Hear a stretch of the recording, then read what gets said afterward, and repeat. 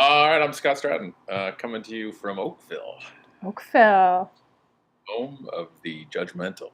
And so I'm president of On Marketing, company I started about 15 years ago, and a couple tweets here and there, and now we got four best-selling business books, 350 keynotes, and um, a little bit of bragging rights that it wasn't for Bieber, I'd be the most popular Canadian on Twitter. So yeah, and um, so I don't.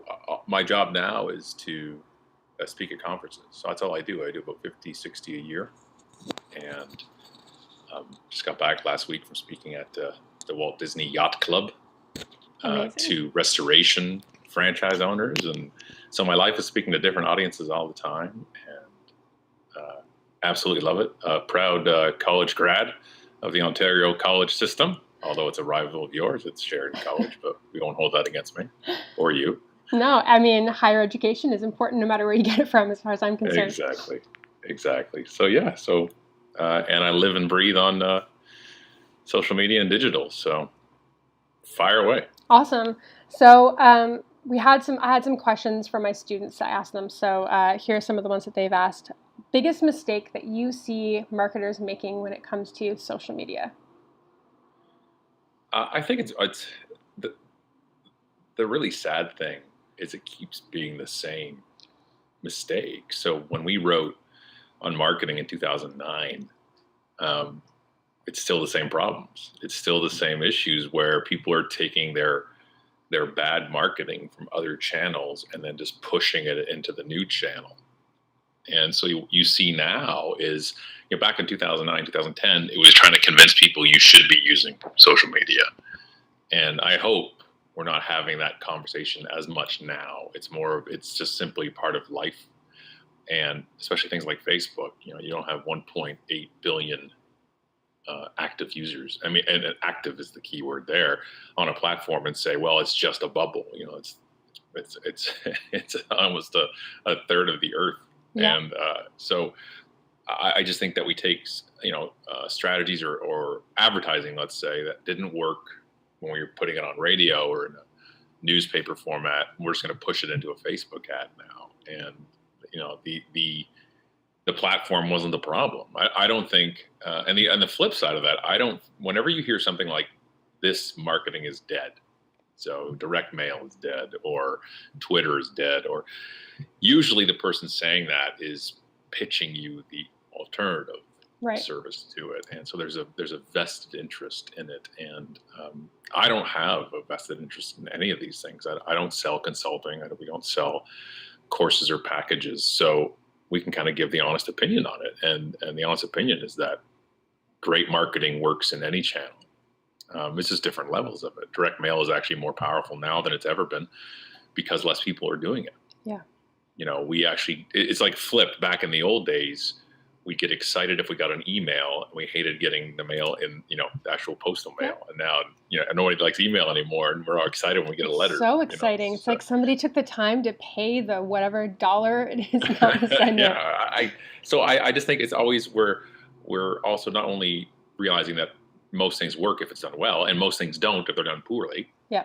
But also revisiting things, because things do change. Advertising on Facebook today is different than it was advertising on Facebook 2 years ago. Advertising online is different today than it was 10 years ago. And even when we wrote the first book, it was just like I was still against, like, On Marketing came out of the fire of hating interruptive marketing. It was always just interrupting people knocking on your door to cold calls, and like Google, when AdWords and AdSense came out, it changed the game. And now Facebook, I think, has made that even better, where the targeting you can do with not only demographics but psychographics, and just right down to the individual. Yeah. You can market to, and things like retargeting and everything else you can do is just keeping an open mind. I think that's what I'm trying to say, is because we get set in our ways. It's not just marketers, but marketers especially, because I think marketing, above every other discipline in a company, has changed the most and the quickest. And change is something that everybody hates. Yeah. and hates even more when you're forced to change. And the problem is it's changed the hierarchy, the pecking order in a company. So HR hasn't changed too much. I was in HR. That's what Yeah. I went to school Yeah. for HR. So you're still hiring. Yes, I can look at your Facebook profile now or your LinkedIn, but I'm still interviewing. I'm still picking a position. It's still resume based, even though they might be submitted online versus faxed or mailed, but the core is still the same.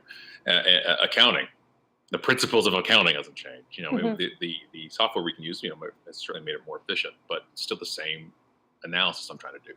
Marketing, although the result we want, which is making an awareness and creating an urge to buy our product or service, has always been the same. All the techniques have certainly entire universe has shifted. So we used to have it when you had 20 years experience in marketing, you were the senior person. Yeah. And everybody else had to pay their dues in line. And when you decided to get out of line, like you were done, you retired, next person came up to bat. Now you have people coming out of school who've grown up with Facebook, and you have somebody who's been in the industry for 20, 30 years or is actually behind. Yeah. Actually less experienced in those disciplines. And which is why I think there's some resentment to that millennial thing, because they're like, well, they think they know what they're doing. I'm like, they kind of do. Like, they know what they're doing. This is second nature to them. They've grown up with this technology where we had to adjust and adapt. Mm-hmm. So seniority does now, mind you, the more senior people have, wisdom, which is simply experience in something. And there's a lack of that when you're new. But if you combine the experience in the industry plus the second nature of digital with a new workforce coming in, it could work really well, but we don't. We clash. You need to listen to the elders in the workplace. You need to know your place. And then we have all these 45-year-olds, 42-year-olds sitting there saying, this is lit.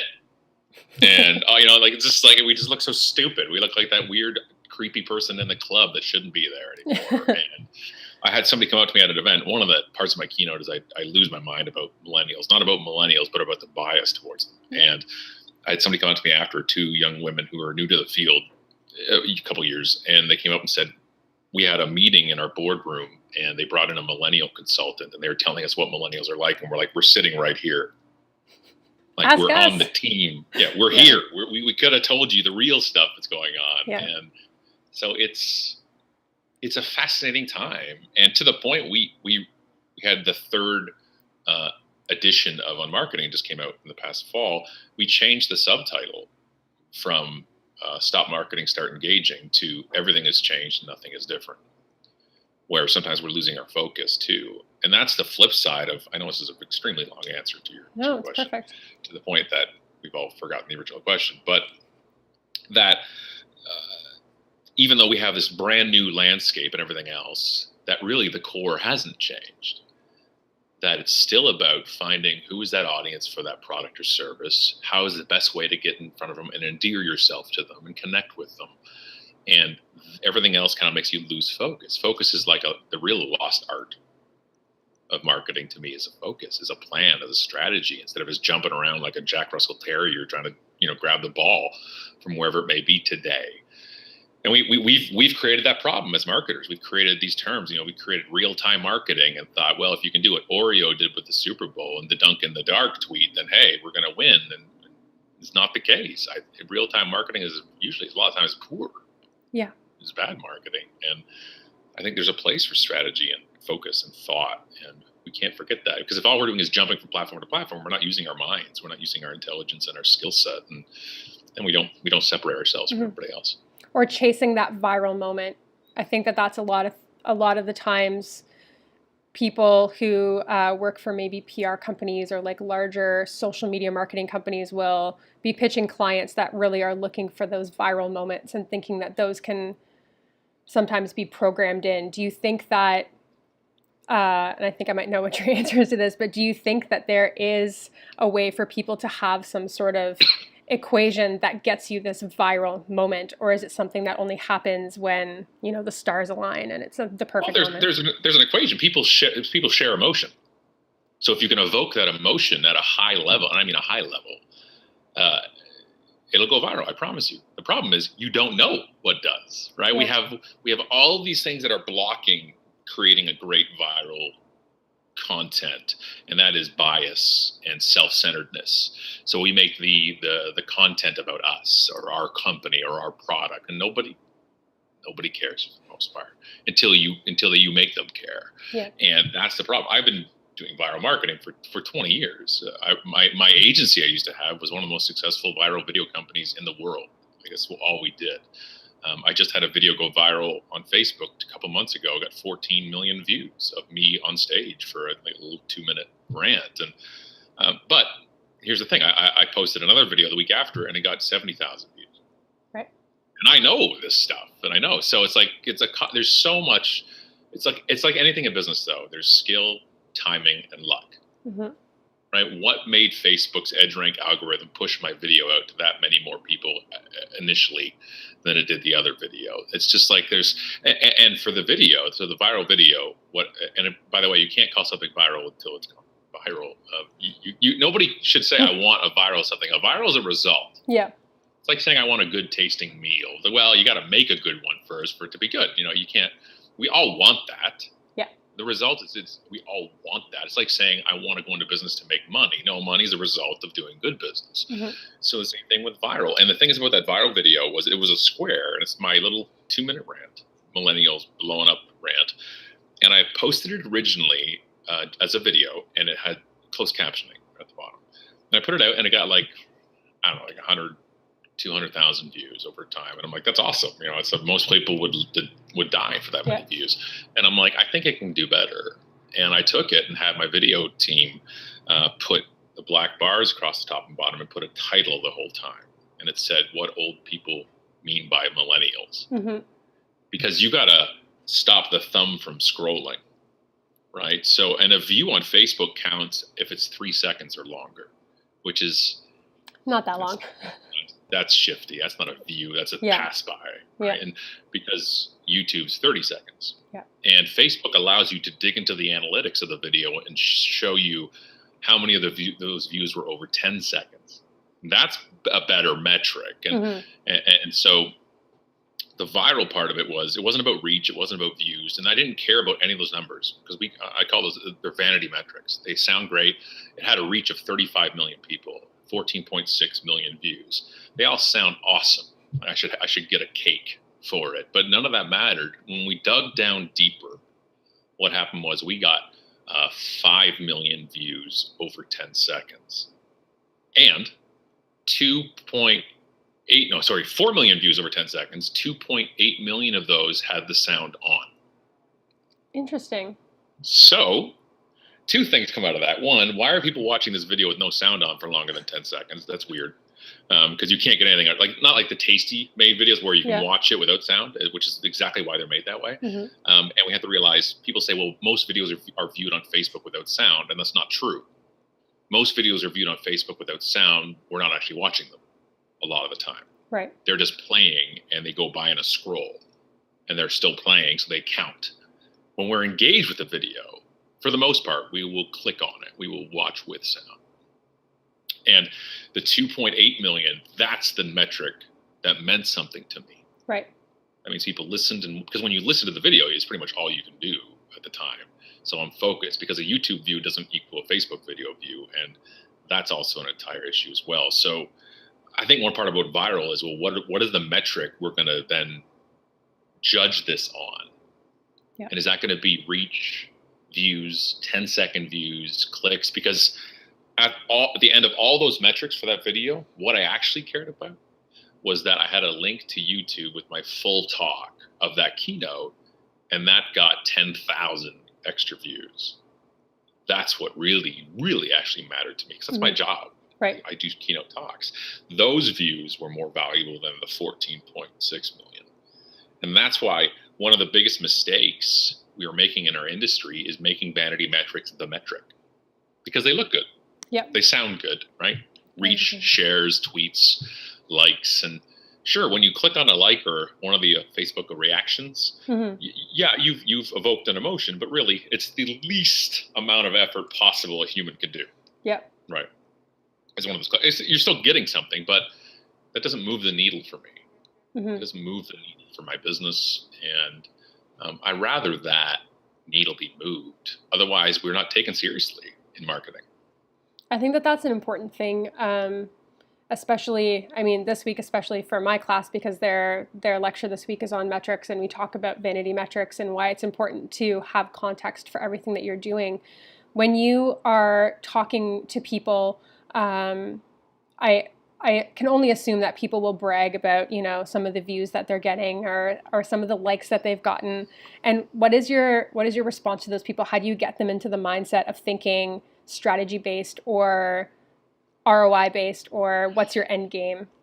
Well, for me, I'm lucky. I don't have to talk to most of those people. Like I talk on stage, nobody gets Yep. to talk back to me. It's a Yep. wonderful way to speak to people. There's no response. It's beautiful. It's genius. But yeah, but I just think that the problem, and here's the problem, because we kind of created it as an industry, because sometimes the person you're reporting to, your boss or your client, likes those vanity metrics, Hmm.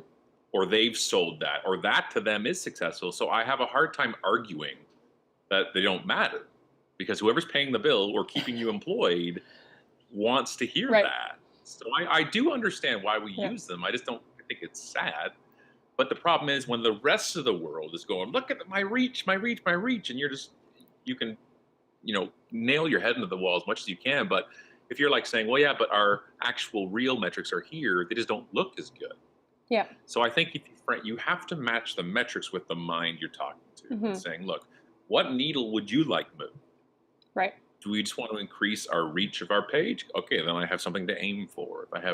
Do we want to increase the signups or newsletters or customer, whatever, or visits in store, whatever it's going to be? Let's find that metric, and then we have to be realistic, because we put it in one of the books. It would be a term called fractional reaction, and it's that if you see a million on Facebook, it goes down fractionally to what you're actually going to get at the end of the day. And that's what I meant at the start, right? Yeah. 35 million to 16 million down, all the way to that, 2.8 million to the 10,000 views. That's fractional reaction. That means the top metric, you've got to do 1/10 of 1/10 of 1/10 of 1/10 to really get a result. But I really want them to care about that lowest fraction, that one down below, because if I find something and a Facebook ad of mine is getting a 10% click through, which is a great number for anything in Facebook advertising, but it's not resulting in the newsletter sign up once they click through, whatever. Well, I can't budget that. If I'm spending $1,000, somebody says I'm spending $1,000 on a Facebook ad per week and they're getting 10% click through, most people will go, oh, awesome, keep doing it. Right. Because that's huge. Well, no, I want to know what is the end result and what am I willing to spend per lead generated, per potential customer generated, potential sign up. The last metric I actually need, because if I'm willing, if every person on my newsletter is eventually down the funnel worth a dollar to me, Hmm. and I'm getting 1,000 a week at $1,000 each, all right, I'm breaking even. Yep. But I got to know those metrics. I have to know real marketing. Like, that's the problem, is we're taking this kind of new place in digital and forgetting the old practices of marketing, which is okay. So we have to combine sales and marketing. What's my cost per lead? What's my cost per customer? What's my lifetime value of these things? And then I can just extrapolate that data and say, okay, so is $1,000 a week or $1,000 a month or whatever that number is. I would spend $1 million a week on Facebook ads if it made me 1.5 million. Yep. Right? It just makes business sense. Yeah. Makes total sense. Yeah, of course. But if I don't know those numbers, if I just say I think it's working, that's not good enough today. Why do you think that that's the mindset? Like, why do you think that people aren't making those connections still today in 2017? Why is it so widespread that people aren't making those connections between there's two reasons. One is because we have the vanity data. Right. Because the ego's think there. It's working, and it's a false correlation between the two, that the working is actually not working. Mm-hmm. And the other side of it is sometimes we just don't know. Right. We have a lot of people in this industry who weren't in marketing before. And they just said, well, I can do Facebook. I know Facebook, so I'm now a Facebook marketer. Right. And I'm just, well, okay. It's just like saying, I ride a bike, so I can be a competitive cyclist. Like, it's not the same thing. Yeah. Right? You can potentially be it, but there's so much to learn and train and to focus, and people just don't do that. Like, the good people, Facebook marketers I know, live and breathe this stuff. Mm-hmm. live and breathe this stuff. They're obsessed with it. That's what they do, and that's like good SEO. That's like good programming or coding, right? That's what you do. Yeah. And it's not, well, I have it. It's like saying I have a Mac, therefore I'm a graphic designer. It doesn't count, right? It doesn't count. We got to make sure that we need to know more than who we're working for or who we're working with, right? Like that's where my edge comes into a lot of this stuff. I've been doing the word of mouth for over 20 years. I don't stop consuming this stuff. Why people do what they do, why they connect, why they don't connect. And so people say, well, when I go on stage, I don't have a job. Right. I don't work. I don't have clients anymore. I don't do consulting anymore. And people are like, well, then how do you know what you're talking about? Because I never stop. Yeah. I never stop being in these spaces. I never stop. I can get on stage and saying, nobody's used this stuff more. And because I have time to. Yeah. Right? Because when you have a job and everything else, I'm testing. That's why one of the reasons I created that video that went viral on Facebook was out of spite. Was out of spite to show people, look, I can do this anytime I want. Yeah. Because I know how this stuff works. And it might not get 14 million views every time, but I'll get a couple 100,000. Yeah.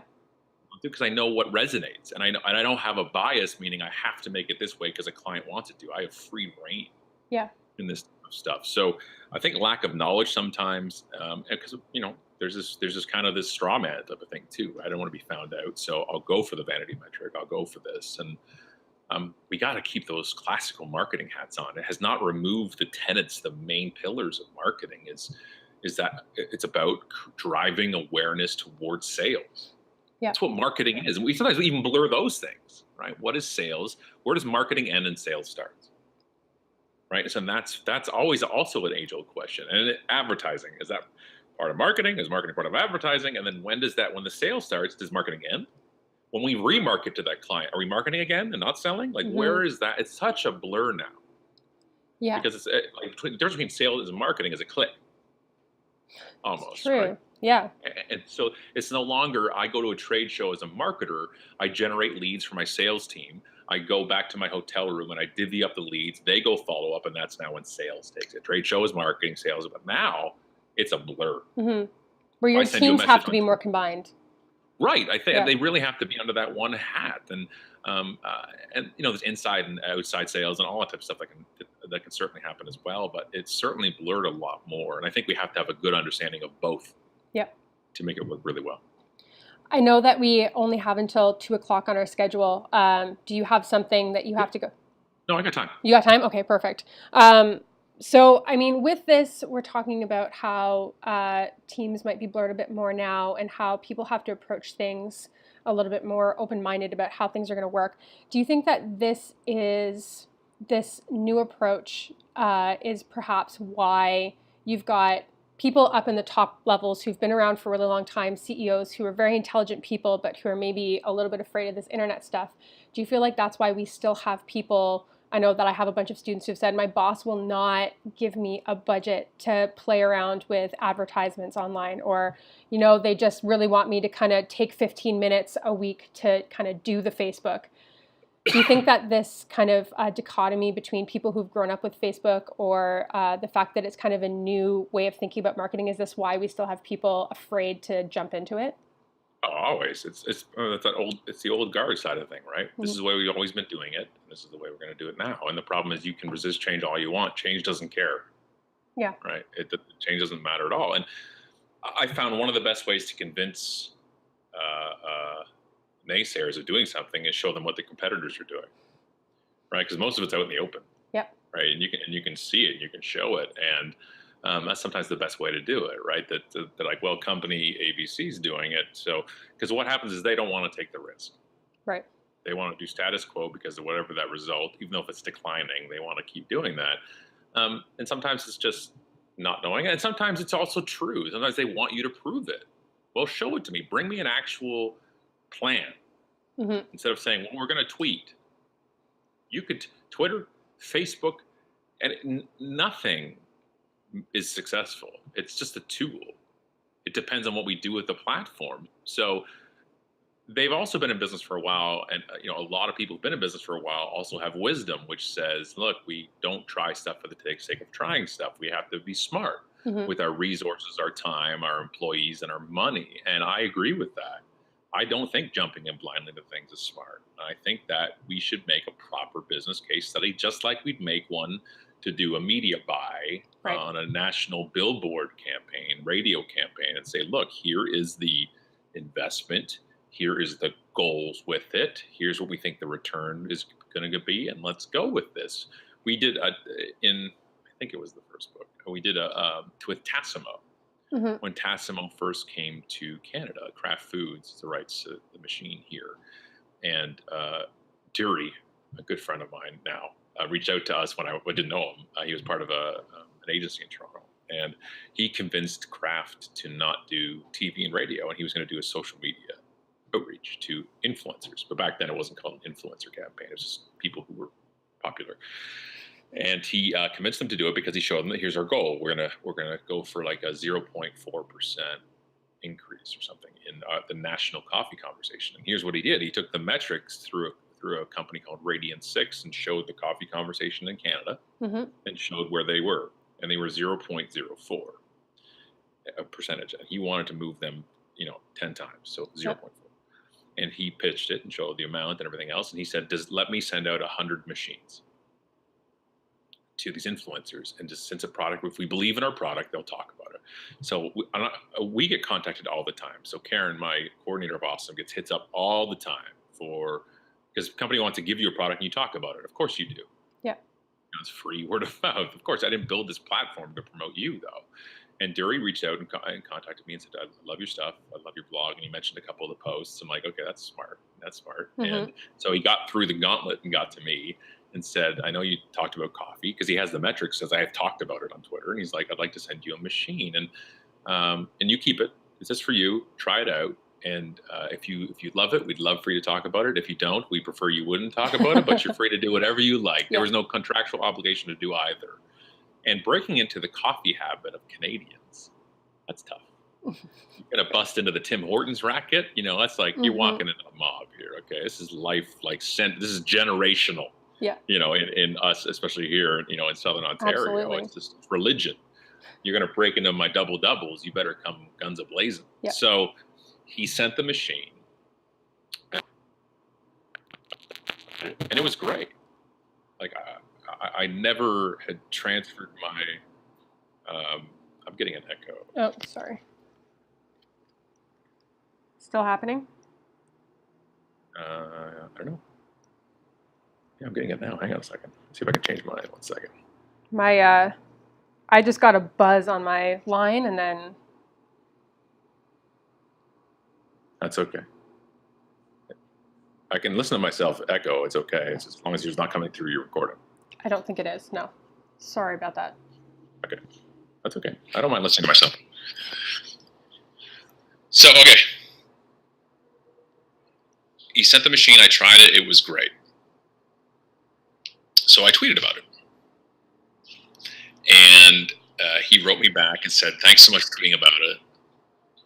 Can you pick 10 friends of yours on Twitter that you'd like to receive a machine as well? And we'll send them one.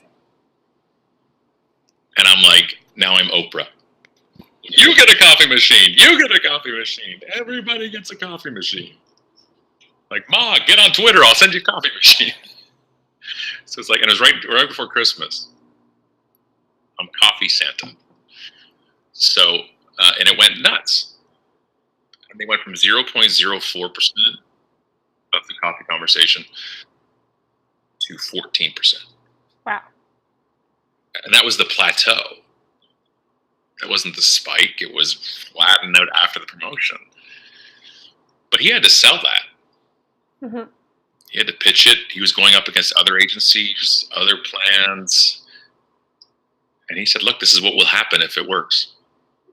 Commercials die quickly, but conversations keep going. Mm-hmm. And by the way, we still use it today. That's amazing. That's a pretty. I use it twice this morning. That's a great picture. That's a great example to show that you still need to have a plan. You still need to have a goal. You still need to have some numbers and some facts to back up what you're doing. You have to have some research. It's not just we're going to do some Facebook posts or we're going to do a viral video or any of those buzzwords that I'm sure many people have heard from PR agencies or even in-house, they've got some young gun who thinks they're going to, change the game. Yep. You still got to do the work, right? Exactly, 100%. Yeah. We're still in business. We're still in marketing. Yeah. So I know that you talk a lot about real estate agents in the books and in the podcast and in your keynotes and things like that. And without a doubt, every time I run a course through George Brown, I have usually like 2 or 3 real estate agents that are, their goals every time we do an assignment where it's like, state your goal. What are you trying to do? It's always make more money or, sell the biggest properties or get the most commissions. Do you have any one-on-one advice that you would like to give to the real estate agents that are inevitably going to be watching this video so that they don't end up on your shit list? Oh, my realtors. Because a good real estate agent can be a really awesome relationship, but on the flip side, yeah, I have the best one. Yeah. And I found him through. We wrote about him. That's how good he was. And I talk about him on stage. Now, I spoke to over 10,000 realtors last year on a tour. Wow. Across North America. And it's not that I don't like realtors. It's that I don't like what they do, and how they market. Yeah. They say it's about me and my house and everything else, and their faces on everything. I'm like, I saw a real estate sign a month ago on the street. 2/3 of the sign was the woman's face. Like, what are you selling? Like, what's being sold here? What's the issue? This is it's so self-centered. And, they keep the bus shelter ad industry in business. So that's very happy.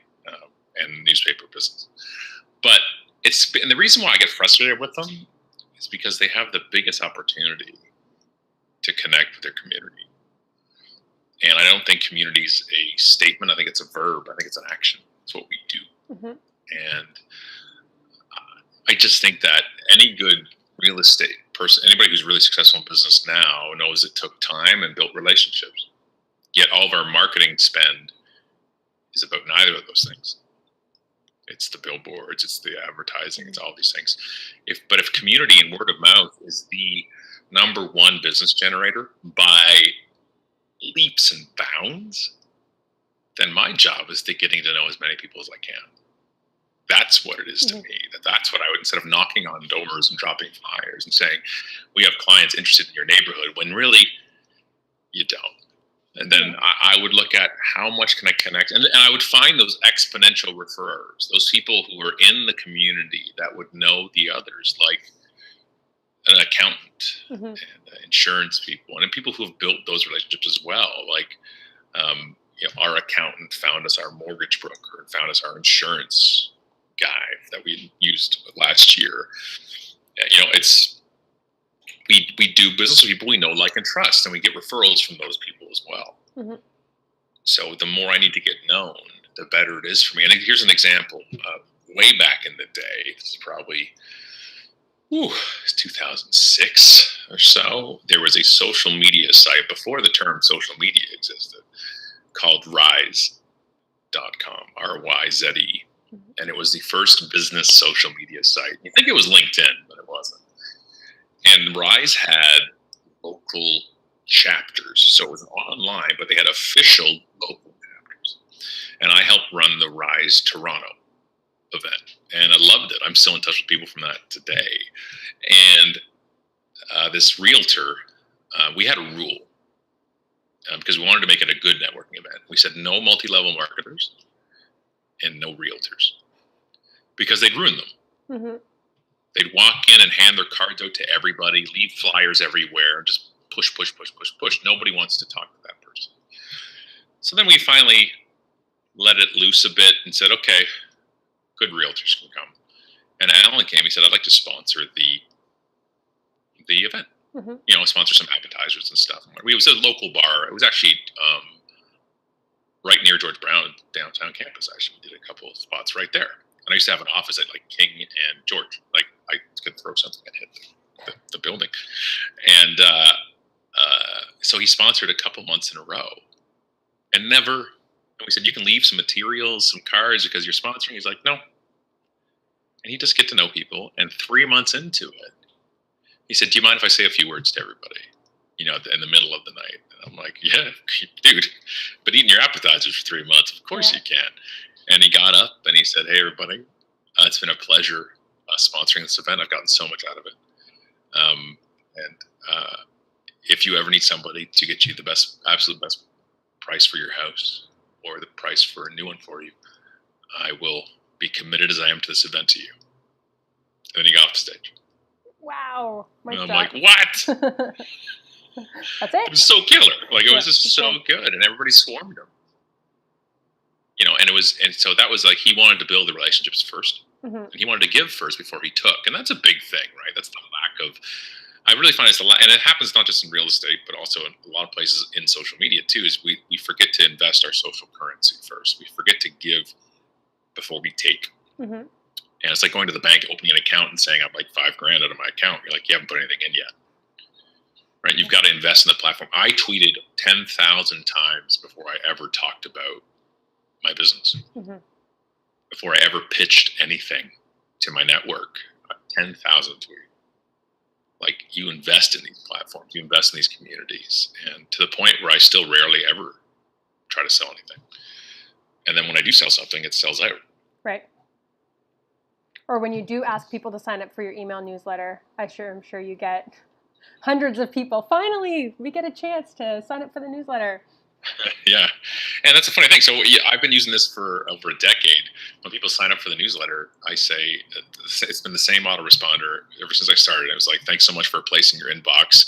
We know how crowded it can get, so we appreciate a spot in it. Do you mind letting us know what line of business you're in? We love hearing what industries people are in, and it helps us tailor our content. Thanks. Yeah. Every week we get replies still. Yeah. That's how this got set up. I mean. Right. Right? But I responded and said I teach people. How great is that, though? Yeah, how it's cool amazing. is that I get to talk to somebody who's teaching at George Brown. I get to talk to the director of digital from the National Football Hall of Fame. It's just so cool. And half the responses I get are from people saying, wow, I've never been asked. Yeah. And then when I reply back to them, they're like, oh, God, you replied. Oh, hold on a sec. My sound just cut out. What just happened? Can you still hear me okay?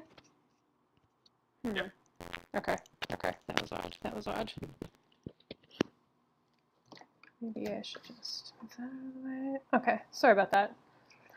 It is strange, though, so many times where, you sign up for all of these things, but nobody from that marketing or sales team ever responds back asking about you. It's like you've got this opportunity right when people are signing up, right when they're super engaged with your brand, and you miss the opportunity to introduce yourself and to start that one-on-one connection, which is such a powerful opportunity.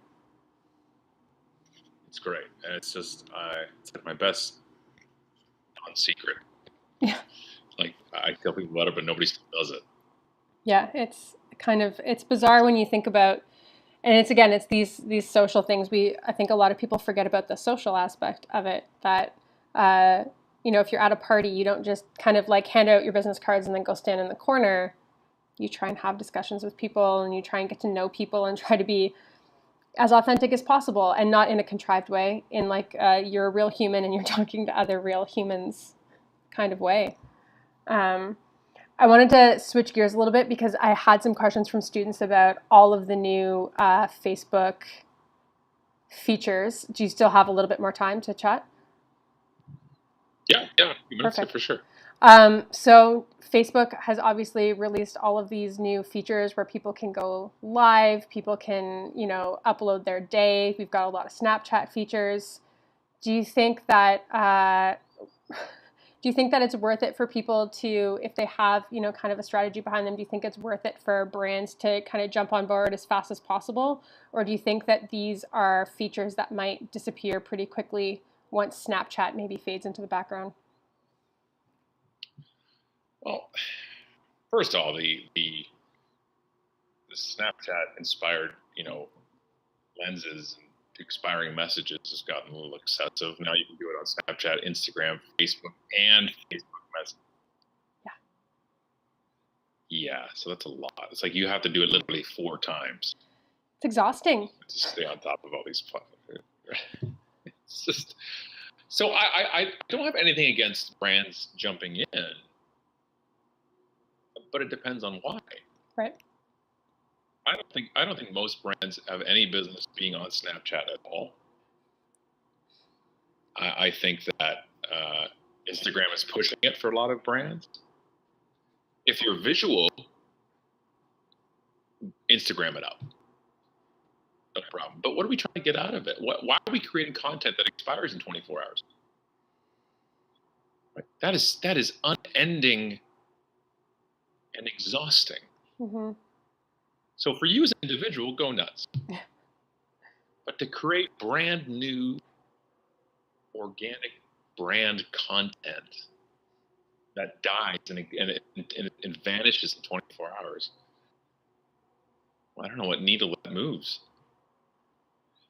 So I like Facebook just rolled out Facebook Live video like this, where you can split screen it, Mm-hmm. and individuals can do that now. But I think Facebook Live is a waste of time for 95% of the videos out there. I think 85% of humans in this world are unfilmable. Unfilmable in general. Yeah. Let alone live. Because most people are uncomfortable being on camera. So let's take that anxiety of not wanting to be on camera and make it live. Yeah. No editing, real scripting, and random things flying by the screen, and hearts and thumbs, and a troll writes penis, and then you're just like, well, I don't know what to do anymore. You're just like, most things do not need to be consumed live. I'd rather have a good, well-created piece of content than be live. Like, what are you going to do from your cubicle? It's not exciting. Yeah, I think that's a good take-home message for a lot of people who are watching, because I know that video is such a hot topic right now. You always have people asking like, okay, how do we get video? How do we get this video content? How do we get it live? I know that's going to get ranked higher, but I mean, if you're a mechanic, do you really want to be broadcasting? Ranked higher? Bad content. Yeah, it's chasing edge rank algorithm. Yeah. Dog's tail. It's using it in and understanding how it works is smart. But creating something that should be a edited, created video, making it live because it's going to help you in the edge rank, it's going to hurt more. Yeah, good advice, I would say. So we'll wrap this up because I've had you for about an hour, and I'm super, super grateful for that. And I know my students will be as well. Just wanted to say, did you have any resources or people that you often look to learn more about what's going on in terms of trends with the digital marketing world or just marketing in general? I know that we've got the Unpodcast is listed as a resource in our class, and I highly recommend your books to all of my students as well. But do you have any resources that you would recommend? I'm looking one up right now on my phone. Hang on. Let's see what I subscribe to. Benedict Evans has got a great tech newsletter. It's really tech. He's talking about the Snapchat IPO and AR and VR and stuff. And it's like a collection of links that he's found on the web to really good stuff. My content is curated by my community. Yeah. So those who I'm connected with on Facebook and LinkedIn and Twitter, when they share content, it's past their filter, which means I should probably go see what it is. And I have a few people on Facebook who are clicked as close friends. Like, I'll get notified when they share something because that's how good it's going to be. Yeah. So like when Allison shares something, I'm like, ding, I want to see it. You almost have to for your marriage too, right? Yeah. Well, that's what happens when you marry. all the great stuff. So, you know, I want to get all, I think she likes, I know I'm like, because her BS filter is higher than mine. Yeah. That's awesome. And then podcasts, we love listening to the one from NPR called How I Built This. It interviews all founders. So the founder of Starbucks, founder of Chuck E. Cheese, Patagonia, Crate and Barrel, like all these amazing, Warby Parker, Airbnb, Instagram, great conversations, great interviews. And Guy, the host, is such a good interviewer that I will never listen to the show and not know who the guest is, because I know it'll be that good. Wow. That's really good. So I think that's it. I think I've hit all the questions from the students, and I think we got even more than the questions that I asked. So I really appreciate your time with all this, and thank you so much. My absolute pleasure. We had some really great takeaways from Scott, and if you haven't had a chance to check out his podcast on marketing, you can get it on iTunes, you can get it on YouTube, which is my preferred method of consuming that information, because I find Scott and Allison to be pretty hilarious, and their facial expressions and everything really add to it. So definitely take a look at their podcast, or take a listen. You can get their books, I know, at the Toronto Public Library, and I'm sure most public libraries will be carrying the books by Scott Stratten, the Unmarketing series. It started with QR Codes Kill Kittens, and it's been on marketing and unselling, and I know that they have a lot of things up and coming as well. So you can see that there were some common themes that we've talked about in lecture. You need to have a plan, you need to have a strategy, and anything that you can do to back up what you're doing with good metrics that you know lead down the road to better business. It's not just about what's the reach. It's not just about, you know, how many likes or how many comments. What's the end goal with your content? What are you trying to achieve from a business perspective? And then how do the different tools and platforms that you're using, whether it's Facebook, Twitter, Instagram, your website, your email newsletter, your direct mailing, how do all of those things work together to work towards that final business goal, which is probably buying or selling your product, or maybe it's getting donations for your nonprofit, or advocacy work and trying to affect a social change or an environmental change. So we want to be thinking about all these things when we're marketing. So I hope that you guys enjoyed that lecture from Scott. I definitely enjoyed talking to him. And that's it for this video, and we'll see you again soon.